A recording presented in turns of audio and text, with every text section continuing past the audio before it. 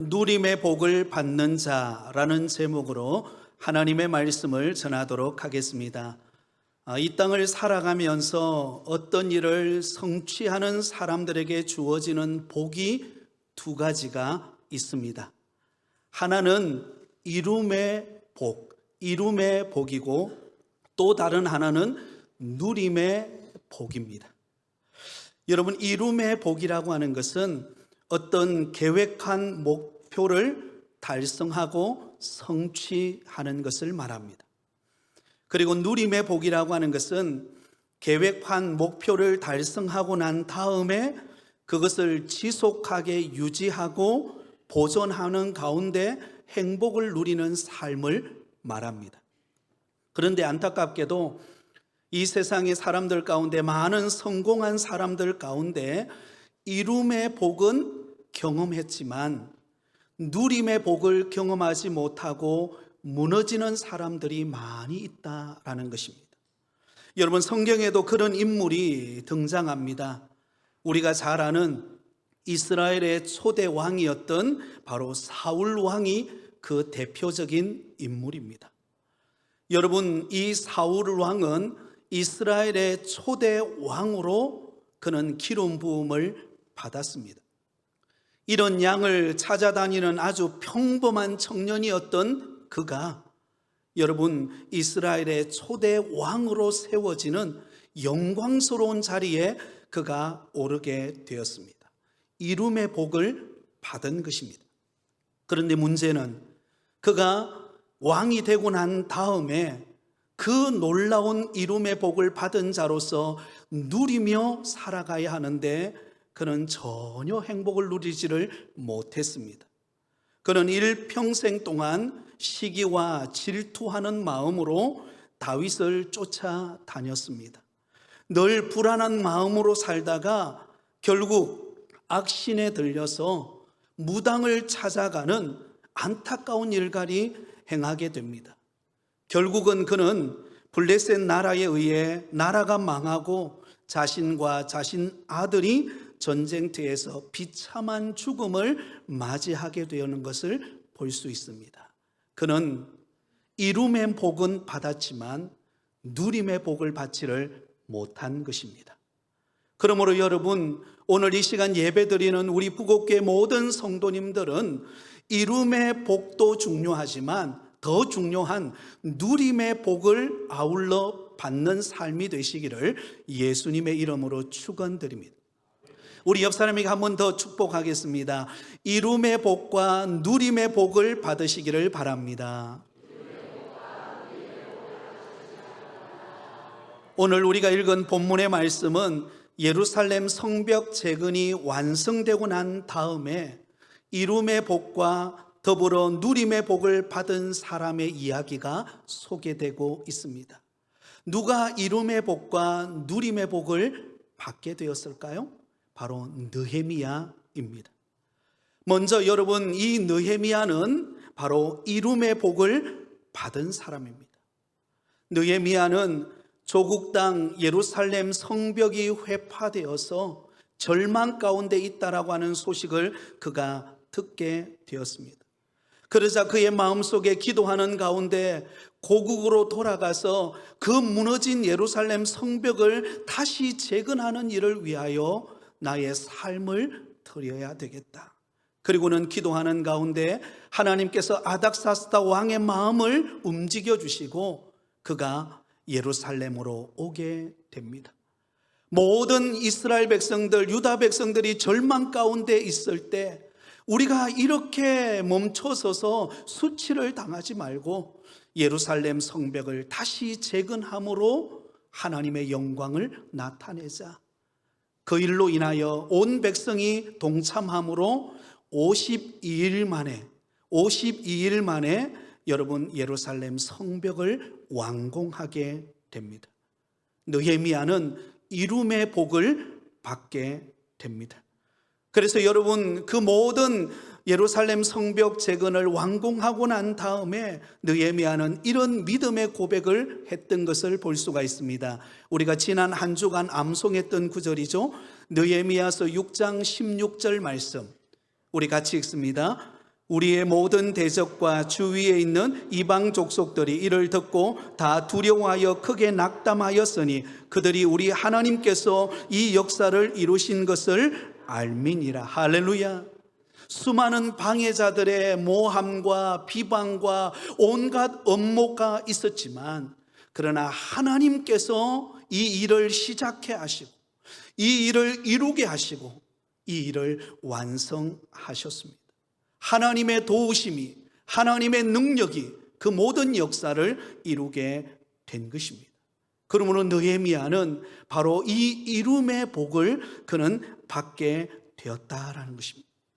사랑하는 성도 여러분, 우리도 하나님께서 맡겨주신 사명을 이루고자 할 때 우리가 잊지 말아야 될 것이 하나가 있습니다. 그것은 바로 반드시 느헤미야처럼 우리 하나님께서 우리가 맡겨진 사명을 감당할 때에 하나님께서 사람들의 마음을 움직여 주시고 하나님께서 일할 사람들을 붙여주시고 반대자들을 막아주심으로 반드시 하나님의 선한 일을 이루시는 분이시라는 사실을 기억하실 수 있기를 바랍니다. 여러분의 가정에, 여러분의 일터에, 우리 교회에 하나님이 맡겨주신 사명, 그것을 감당하려고 할 때에 여러분, 하나님의 역사의 손이 우리와 함께 하심으로 반드시 이루시는 복을 받게 될 것입니다.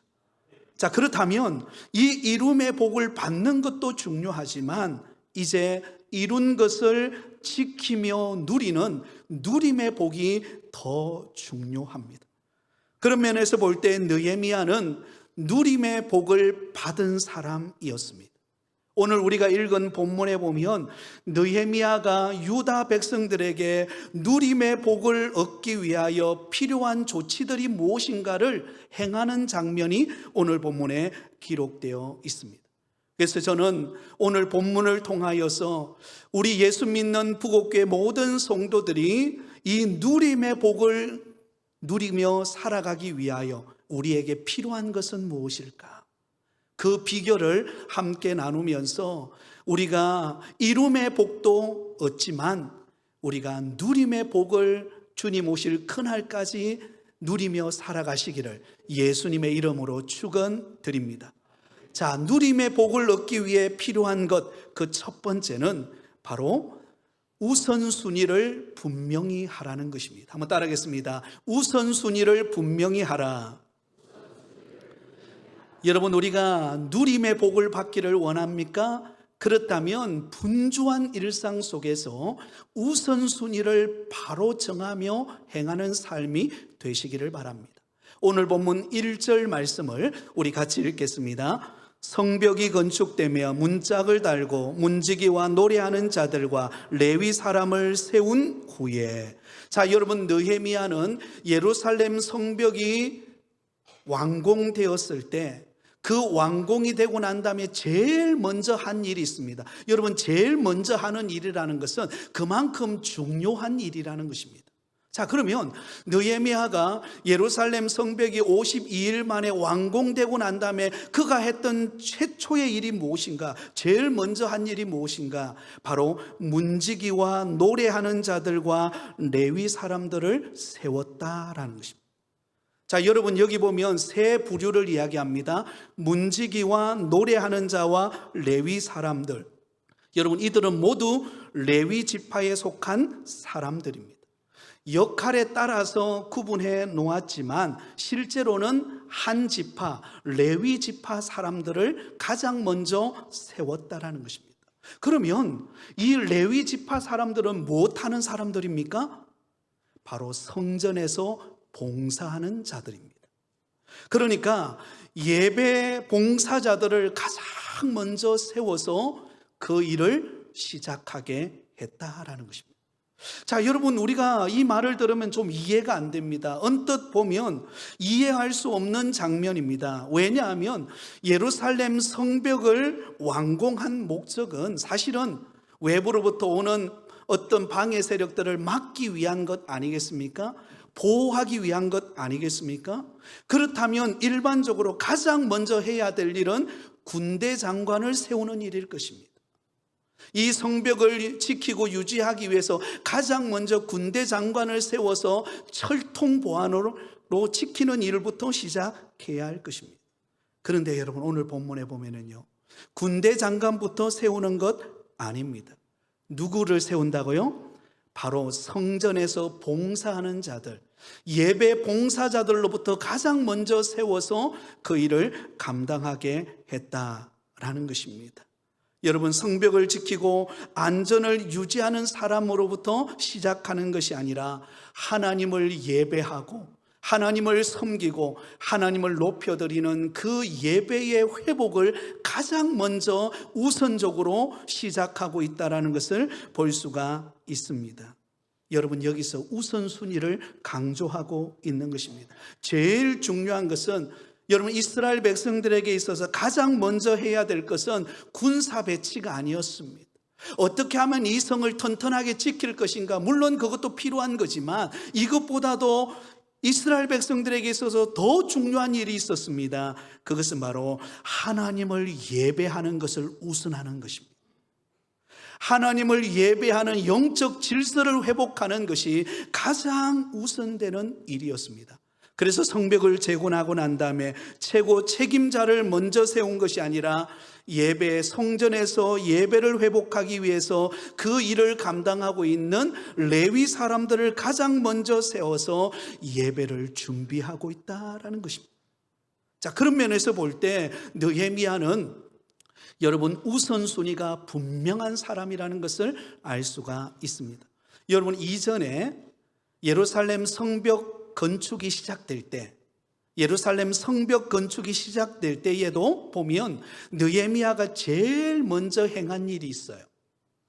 느헤미야 3장 1절입니다. 느헤미야 3장 1절. 무엇부터 제일 먼저 시작했을까요? 우리 같이 한번 읽겠습니다.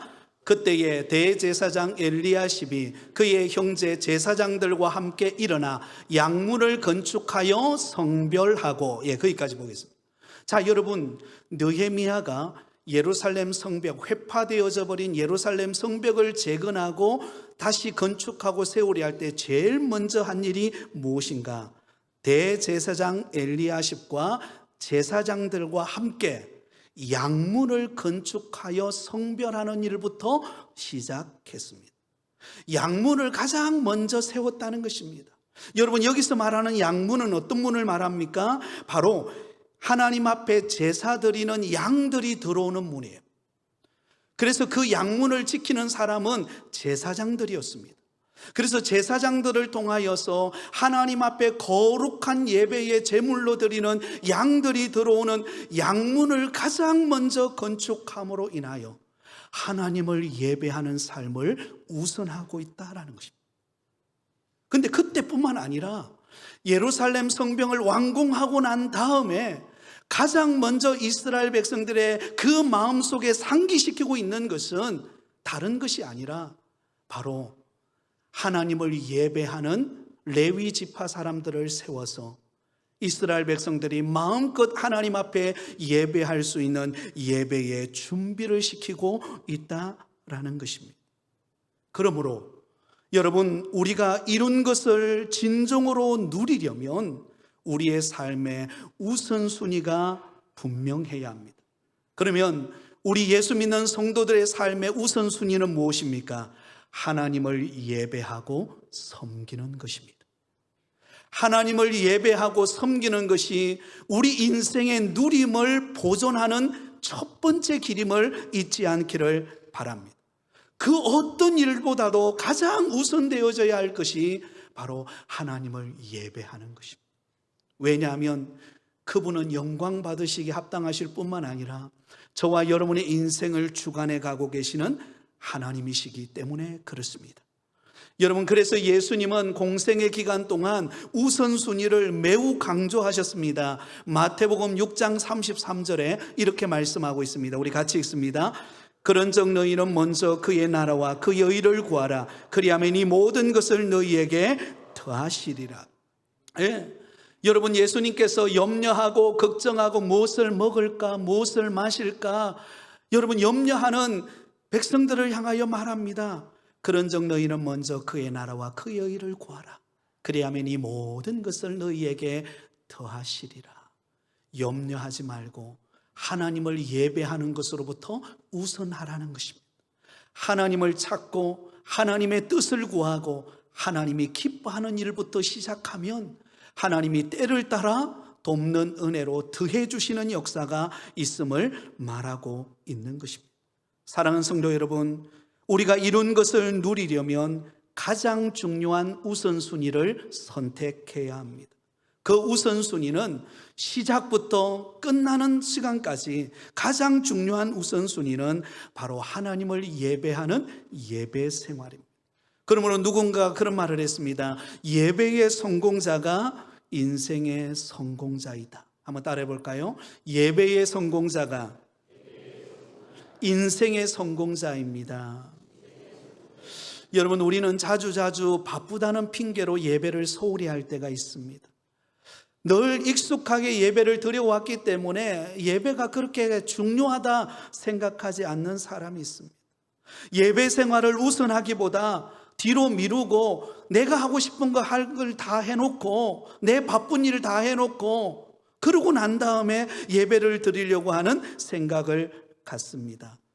그러면 여러분, 우리 인생에는 빨간불이 켜지는 것입니다. 그때 우리의 인생에 위기가 찾아오는 것입니다. 왜냐하면 우리 예수 믿는 성도들의 가장 우선해야 될 하나님을 예배하는 삶을 놓쳐버렸기 때문입니다. 그러므로 우리는 아무리 바빠도 아무리 세상에 중요한 일이 있어도 예배보다 더 귀한 일이 없음을 잊지 않기를 바랍니다. 예배가 저와 여러분의 삶의 가장 우선순위가 될 때 하나님은 우리가 누리는 삶의 복을 받게 하십니다.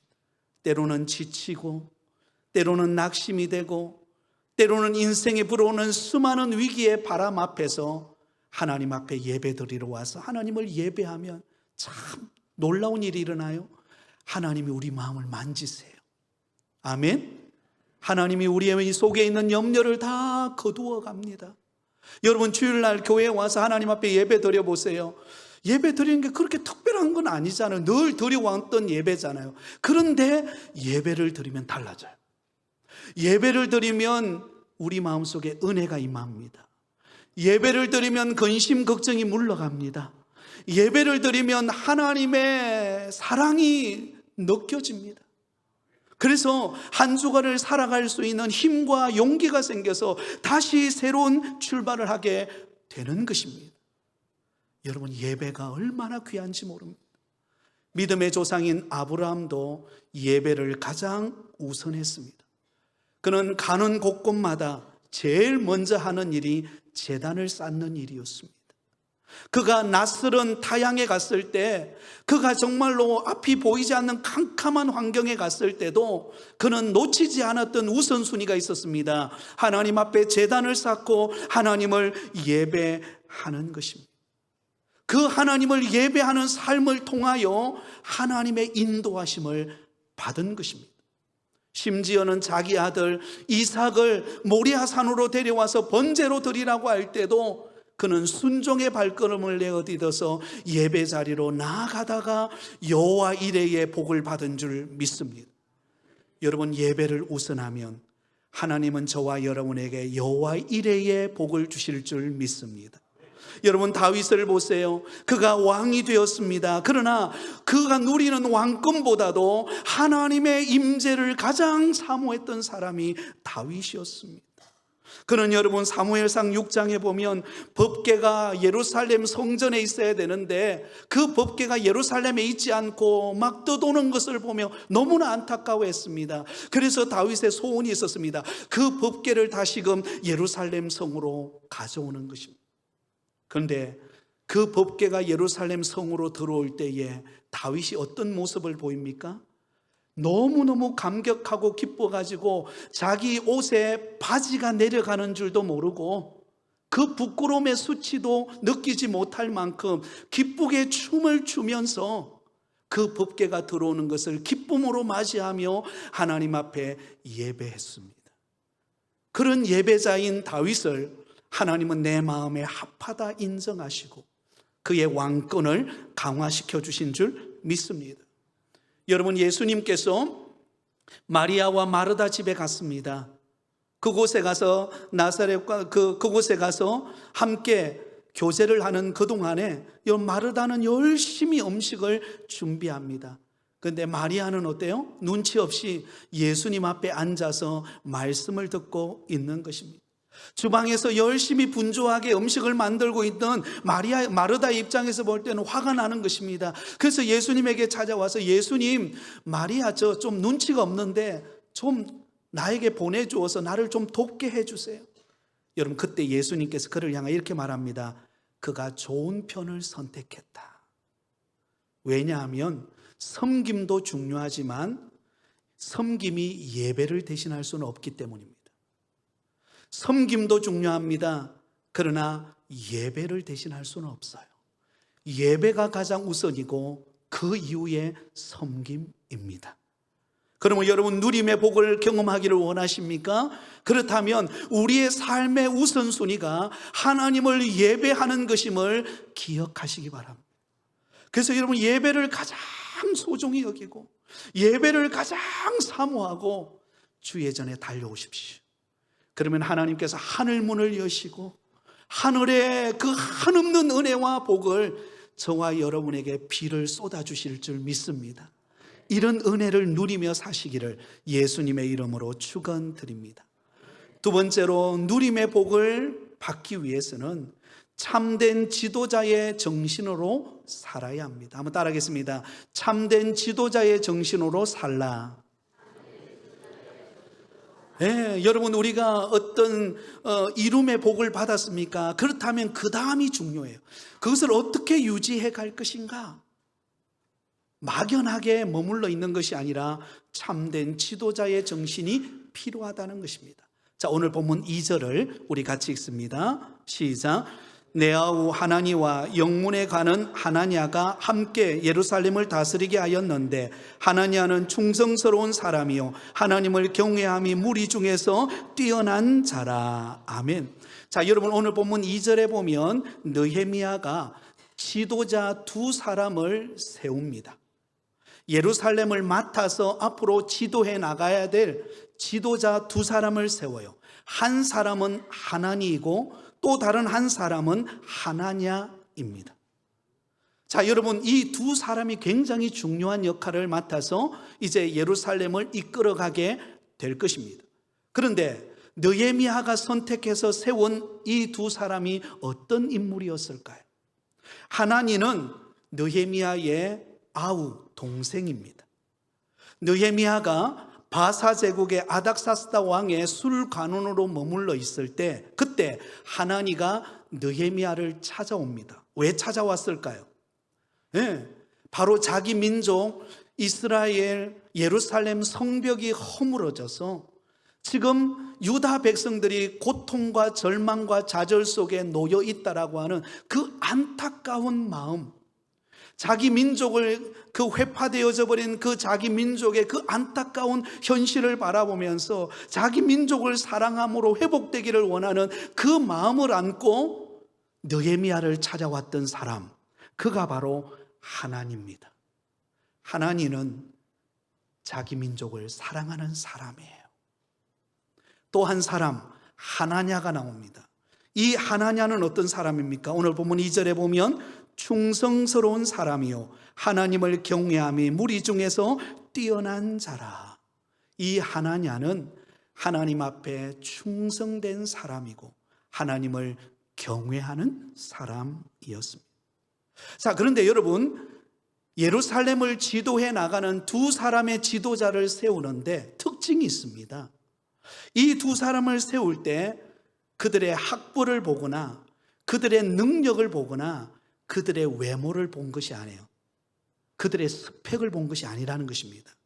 무엇을 본 것일까요? 그들의 중심을 본 것입니다. 그들의 자질을 보았다는 것입니다. 참된 지도자의 자격을 갖춘 것입니다. 스펙이 아니라 그들은 민족을 사랑하는 마음, 하나님 앞에 충성된 마음, 하나님을 경외하는 마음, 그 마음으로 하나님을 섬기려고 하는 참된 지도자의 자질을 갖추고 있는 두 사람을 세워서 예루살렘을 이끌어가게 했다라는 것입니다. 그런 면에 볼 때에 이 느헤미야는 참 사람을 참 적재적소에 세우는 그런 지혜가 있다라는 것을 알 수가 있습니다. 여러분, 하나님께서 이스라엘 백성들에게 약속의 땅 가나안 땅을 주시고 그 가나안 땅을 누리며 살기를 원했습니다. 그런데 여러분, 그 누리라고 준 가나안 땅에서 이스라엘 백성들은 누리지를 못해요. 특히 이스라엘에 세워진 왕들을 한번 보세요. 그들로 인하여서, 그 누리지 못하는 왕들로 인하여서 결국은 바벨론의 포로로 끌려가는 처량한 신세가 되지 않습니까? 하나님께서 지도자인 왕들을 세워서 이스라엘의 백성들에게 약속의 땅으로 주신 가나안 땅을 누리며 살라고 했는데 왜 그들은 누리지 못하고 포로로 끌려가고 멸망당하는 나라가 되어버렸습니까? 그들은 하나님을 경외하지도 않았고 백성을 사랑하지도 않았고 자신에게 주어진 일에 충성하지도 않았기 때문입니다. 하나님께서 왕들을 대리자로 세웠는데 그들은 하나님을 섬긴 것이 아니라 이방신을 섬겼습니다. 백성을 사랑한 것이 아니라 백성들의 가진 것을 착취해 버렸습니다. 하나님 앞에 충성된 것이 아니라 하나님 앞에 불의를 행하는 왕들이었습니다. 결국은 이스라엘 민족이 멸망당하는 결과가 찾아오게 되는 것입니다. 여러분, 공동체를 무너뜨리는 이유는 외부의 공격이 아니라 내부의 불충성 때문입니다. 그러므로 여러분, 우리가 누림을 경험하려면, 누림의 복을 받고 살아가려면요, 하나님 앞에 우리의 삶이, 여러분, 하나님 앞에서 하나님을 사랑하고 성도를 사랑하고 충성되고 하나님을 경외하는 자세가 있기를 바랍니다. 그럴 때 여러분, 그것을 유지해 갈 수가 있다라는 것입니다. 아마 이 자리에도 사업을 경영하시는 분들이 계시고 또 직장에 나가시고 학교 선생님도 계시는데요, 여러분, 직원들에게 어떤 일을 맡길 때 어떤 사람에게 맡깁니까? 그 사람의 외모가 뛰어나고 스펙이 대단하고 그런 사람에게 일을 맡깁니까? 물론 처음 뽑을 때는 그런 사람을 우선으로 뽑을 때가 많습니다. 그러나 일을 맡길 때는요, 아무나 맡깁니다. 그 사람의 자질을 보고 맡기는 것입니다. 그 사람이 충성된 사람인가? 그 사람이 정말로 하나님을 두려워하는 사람인가? 그리고 백성을 사랑하는 마음을 가진 사람인가? 그것을 보고 맡기는 것입니다. 맡겨놓으면 알아서 잘하게 되는 것입니다. 사랑하는 여러분, 저와 여러분이 그런 사람 되기를 바랍니다. 하나님이 80세에 모세를 부르셨습니다. 다 늙어서 이제 80세가 되어서 뭘 하겠다고, 그죠? 그런데 가시떨기 불꽃 가운데서 모세를 부릅니다. 모세야, 모세야, 내가 너를 통하여 애굽의 종된 이스라엘 백성들을 이끌어 약속의 땅으로 데려가겠다. 그때 여러분, 이 모세는 외모로 볼 때는요, 나이가 들어서 이제는 아무것도 할 수 없을 때입니다.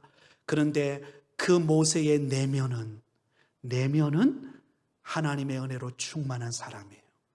하나님을 의지하고 하나님께 충성하고 백성을 사랑할 마음의 자질을 갖춘 사람입니다. 그런 모세를 들어서 이스라엘 백성들을 이끌고 약속의 땅으로 간 줄 믿습니다. 모세의 뒤를 이어서 그의 시종을 들던 여호수아를 통하여 하나님이 약속의 땅으로 주신 그 가나안 땅을 정복하는 일을 맡깁니다. 여호수아가 어떤 사람이었을까요? 스펙이 대단한 사람, 외모가 뛰어난 사람, 성경은 그렇게 말하지 않아요. 그는 모세가 있는 자리에서 언제나 시중을 들며 충성하던 사람이었습니다. 그런 여호수아를 통하여 약속의 땅 가나안 땅을 정복하는 것을 보게 됩니다. 사랑하는 성도 여러분, 우리가 세상적으로 화려하지 않고 세상적으로 대단한 스펙을 가지고 있지 않다 할지라도 성도를 사랑하고 하나님을 경외하고 내게 어떤 일이 주어지든지 작은 일이면 그 작은 일을 맡은 것에 감사하고 큰 일이면 나 같은 사람에게 이만큼 큰 은혜를 주신 것에 감사하고 묵묵히 그 일을 감당하는 여러분 되기를 바랍니다. 그것이 누림을 유지하는 비결입니다. 마지막 세 번째입니다. 누림의 복을 받기 위해서는 우리에게 필요한 것이 무엇일까요? 철저히 자기 관리를 해야 합니다. 한번 따라하겠습니다. 철저히 자기 관리를 하라. 자, 오늘 보면 3절을 같이 읽습니다. 시작. 내가 그들에게 이르기를 해가 높이 뜨기 전에는 예루살렘 성문을 열지 말고 아직 파소할 때에 곧 문을 닫고 빗장을 지르며 또 예루살렘 주민이 각각 자기가 지키는 곳에서 파소하되 자기 집 맞은편을 지키게 하라 하였노니. 아멘. 자, 여러분, 이 말씀은 느헤미야가 예루살렘 성을 관리하고 경비하는 요령을 가르쳐주고 있습니다. 자, 어떻게 예루살렘 성을 지키고 유지할 것인가? 가장 먼저 가르쳐주는 비결은 무엇인가 하면 해가 높이 뜨기 전에는 예루살렘 성문을 열지 말라라는 것입니다. 고대 근동 지역에는 해가 뜨는 동시에 성문을 열었습니다. 그런데 느헤미야는 무엇을 지시했는가 하면 해가 높이 떠서 중천에 떠서 환하게 비칠 때까지 예루살렘 성문을 열지 말라라는 것입니다. 왜 그랬을까요? 느헤미야는 그 예루살렘 성의 보안을 위하여서 완전히 밝아질 때까지, 확보될 때까지, 그때 그 경비를 서고 자기에게 지키는 자리를 묵묵히 지키라는 의도였습니다. 방심의 틈을 두지 말라는 것입니다. 여러분, 가끔씩 TV에 여러분 사극 보실 때가 있잖아요. 사극에 보면 성을 지키고 있는 사람들이 언제 틈을 타서 그 성 안으로 들어옵니까? 예, 그 건물을 서고 있는 사람들이 교체하는 시간. 네, 드라마 사극을 안 보시는가 봐요. 네. 사극을 보면은 대부분이 문제가 일어나는 순간이 언제인가 하면 그 성이 함락되는 순간이, 예, 서로 임무교대할 때, 임무교대하고 날이 밝아올 그 시간에 아이고 이제 날이 밝았다 생각하고 방심해 버리는 거예요. 바로 그 순간을 틈타 들어와서 그 성을 무너뜨렸다는 것입니다. 그래서 느헤미야는 그 해가 중천에 뜨기까지 방심하지 말고, 교체되었다고 안일하지 말고 자기 자리에 지켜서 성문을 굳게 지키라는 것입니다. 그 다음 이어서 이렇게 말합니다. 구체적으로 말합니다. 자신의 집 앞을 각각 지키되 특히 자기 집 맞은편을 지키게 하라.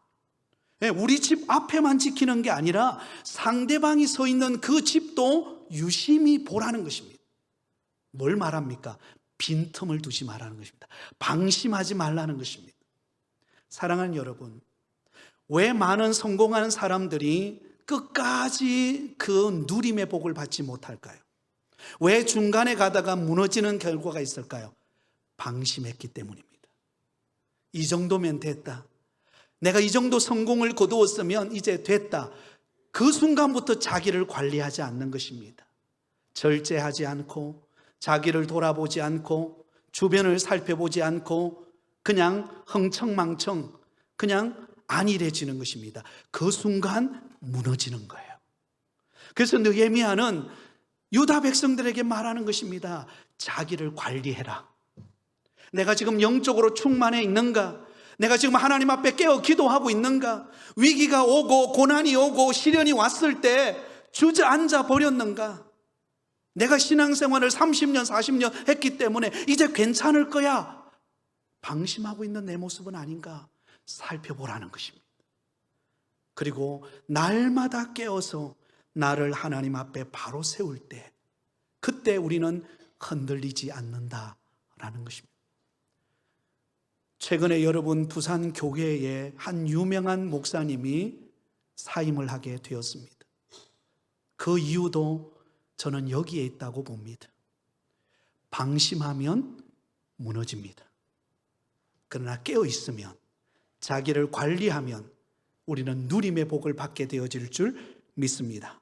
이 말씀을 읽고 마치겠습니다. 시편 127편 1절입니다. 같이 읽습니다. 여호와께서 집을 세우지 아니하시면 세우는 자의 수고가 헛되며 여호와께서 성을 지키지 아니하시면 파수꾼의 깨어있음이 헛되도다. 하나님이 저와 여러분을 지키고 계시는 줄 믿습니다. 그렇다면 우리는 어떻게 해야 합니까? 여러분, 하나님을 예배하는 것을 가장 우선하시기를 바랍니다.